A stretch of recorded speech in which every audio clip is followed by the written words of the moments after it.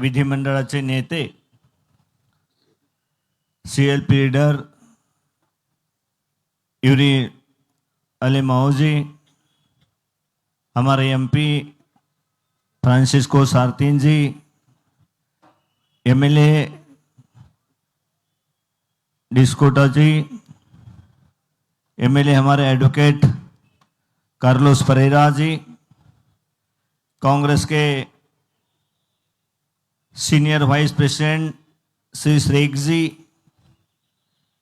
हमारे ex central minister Ramakant Khalap ji और सभी कांग्रेस पार्टी के office bearer, youth Congress, Mahila Congress, Sevadal, NSY और सभी विभाग के अध्यक्ष, सभी ऑफिस बेरर और उपस्थित मेरे सभी भाइयों और बहनों, आज मैं इस मौके पर आया हूं कि गोवा का अलग दर्जा जो पंडित जवाहरलाल नेहरू जी ने कहा था, उसके बाद इंदिरा जी ने उसकी पहल की, लाल बहादुर शास्त्री, कामराज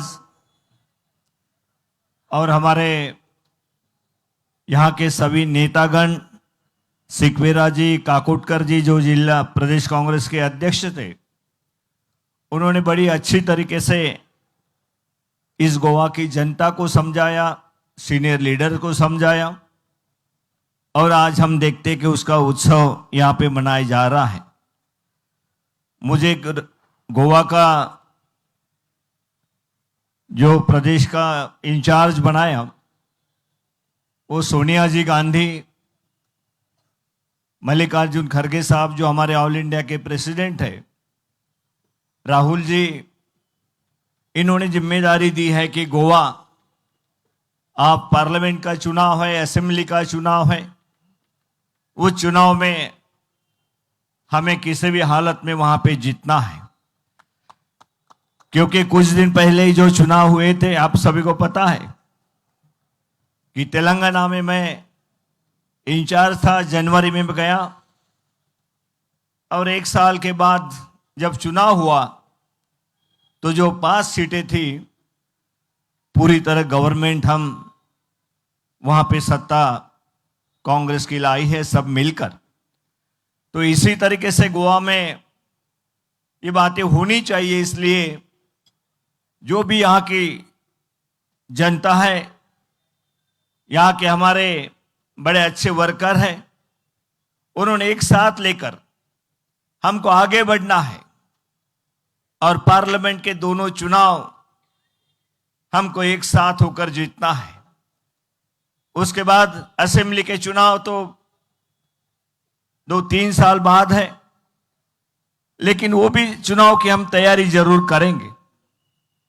मैं आज इतना ही कहना चाहूंगा कि हमारे नेताओं ने, जो PCC प्रेसिडेंट है, CLP लीडर्स है, हमारे MP साहब है, दोनों MLA है, उन्होंने बड़ी अच्छी तरीके से अपनी बात आपके सामने रखी है और यही बातों को लेकर हमको आगे बढ़ना है। क्योंकि गोवा की जनता के लिए जिस नेतृत्व ने इस गोवा की जनता की आवाज सुनकर, उनकी आवाज के सुनकर वहां गोवा देने का अलग से जिस मकसद से दिया था, लेकिन वो मकसद आज पूरा नहीं हो रहा है।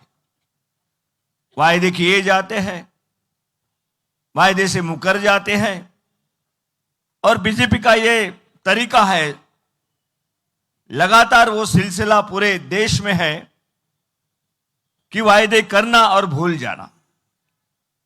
ये मोदी जी का तरीका है, ये बीजेपी वालों का तरीका है, RSS उनके पीछे खड़ी है। आपने जब भी जानते हैं कि गोवा अलग देने के लिए किसने विरोध किया था, जो राजस्थान के MP थे, उनकी क्या भूमिका थी, जो RSS की क्या भूमिका थी, वहां उनकी पार्टी जनसंघ करके उस वक्त लड़ती थी। कि आरएसएस करके वो नहीं लड़ती थी, और पॉलिटिकल पार्टी उन्होंने निकाली थी जनसंघ। उनको कोई इस देश में मदद नहीं करता था, उनको कोई वोट नहीं देता था। हर जगह पे वो कैंडिडेट खड़े कर देते और उनका डिपॉजिट जब्त हो जाता था, क्योंकि उनकी सोच जो है, इस देश को सभी जाति धर्म के लोगों को एक साथ रखने की जो बात है, उसको पूरी तरह समाप्त करो। धर्म के नाम से लड़वाओ, जाति के नाम से लड़वाओ और राजनीति करके सत्ता तक पहुंचाओ, यही उनका तरीका है। तो गोवा की जनता ये सभी जानती है कि ऐसे जो हमने स्वतंत्रता में इस देश को आजादी दिलाई थी, उस आजादी दिलाते वक्त हमारे जो महात्मा गांधी जी थे, पंडित जवाहरलाल नेहरू जी थे, उन्होंने एक सोच रखी थी कि इस देश की जनता सभी से को साथ समान न्याय इस देश का शासन करेगी, सबको साथ लेकर चलेगी। शायद आपको कुछ पता होगा कि पहला चुनाव 1952 में हुआ। उस वक्त अलग अलग धर्म की पार्टियां खड़ी हो गई। वहां पे मुखर्जी की पार्टी खड़ी हो गई, मुस्लिम लीग की पार्टी खड़ी हो गई, कम्युनिस्ट अलग से तैयार हो गए, और सभी कहते थे कि अभी नेहरू जी कुछ वहां पे चुनाव नहीं जीतेंगे, कांग्रेस चुनाव नहीं जीत सकती। और उस वक्त नेहरू जी ने कहा था कि मेरा जो मकसद है इस देश को एक साथ रखने का, इस देश की जनता अगर चाहती है, मेरी सोच सही है, कांग्रेस पार्टी की सोच सही है, तो सभी जनता को मैं कहना चाहता हूं, सभी भाषणों के अंदर उन्होंने कहा था, मुंबई में भाषण हुआ था, सभी पूरे देश के भाषण में वो कहते थे कि मेरे जो सोच है, विचार है, मैं हिंदू रहो, क्रिश्चियन रहो, मुस्लिम रहो, एक साथ मैं लेके चलूंगा, समान न्याय सबको दूंगा। ये विचार पंडित जवाहरलाल नेहरू जी उस वक्त रखे थे। और जिसको ये मान्य नहीं है, उन्होंने कांग्रेस को वोट नहीं देना चाहिए, और जिसको ये बात मान्य है, उन्होंने कांग्रेस को वोट देना चाहिए। और आप सभी जानते हैं कि उस वक्त कांग्रेस पार्टी के 80% एमपी चुन के आए, सब राज्यों में कांग्रेस पार्टी आ गई,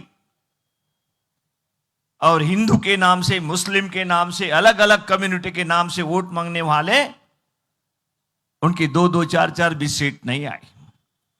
उस वक्त की बात है कि धर्म के नाम से जिस वक्त लड़वाया जाता था, इस देश में अलग अलग एक विचारधारा थी।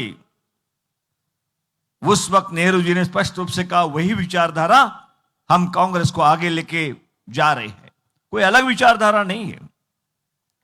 नेहरू जी ने जो नींव रखी थी, जो सोच रखी थी, वही विचारधारा कांग्रेस पार्टी की है। और गोवा की जनता, मैं समझता हूं कि पूरी तरह समझ सकती है कि डेमोक्रेसी का मतलब यह है कि जनता क्या चाहती है। जनता अगर चाहती है कि गोवा हमारा अलग रहे, अलग राज्य का दर्जा मिले, तो करने की सोच कांग्रेस जन की हो सकती है, कोई दूसरे पार्टी की नहीं हो सकती। क्योंकि बीजेपी आज भी चाहती है, लड़वाना चाहती है मुस्लिम, हिंदू, क्रिश्चियन, बौद्ध, इनको एक दूसरे से लड़ाकर सत्ता काबिज करना चाहती है। लेकिन जनता समझ जाएगी, पूरी समझ रही है कि इनके षड्यंत्र में नहीं आना है। तो आज उसी मौके पर मुझे मौका मिला, मैं बहुत खुशनसीब हूं कि आज ऑब्जर्वर मतलब इंचार्ज के नाते ये प्रोग्राम में जो ओपिनियन पोल प्रोग्राम था, मतलब वोटिंग हुआ था, उसी दिन कि आज इस प्रोग्राम में आने का मौका, सौभाग्य मुझे मिला। मैं पीसीसी कांग्रेस प्रेसिडेंट, उनके पदाधिकारी, हमारे एमएलए, एमपीज, उनको सभी को मैं धन्यवाद दूंगा कि उन्हें बड़े अच्छी तरीके से, हमारे खान जी ने भी बड़ा अच्छा उन्होंने स्पीच दिया, छोटा सा दिया लेकिन बड़े अच्छी तरीके से दिया। और हमारे सेल्फ लीडर्स, प्रेसिडेंट, एमपी, दोनों एमएलए ने बहुत ही अच्छी तरीके से, क्योंकि मैं तो ज्यादा जानकारी अभी तक मैंने नहीं जुटाई है, अब धीरे धीरे जुटाऊंगा। और लड़ने के लिए जिस तरीके से ताकत वाली फौज हमारे पास है, कितने चले जाते उसकी चिंता नहीं है, जाने दो। जनता हमारे साथ है, जनता आपके साथ है।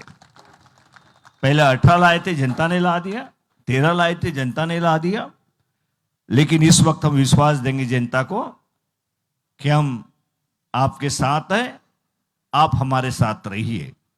और ये पूरी तरह विश्वास हम पार्लियामेंट के चुनाव में, उसके बाद होने वाले असेंबली के चुनाव में देंगे। और जो आज सीएम जिस तरीके से कहते हम 1 लाख से 60,000 से, मतलब जनता क्या चाहती है, जनता चुन के देती है।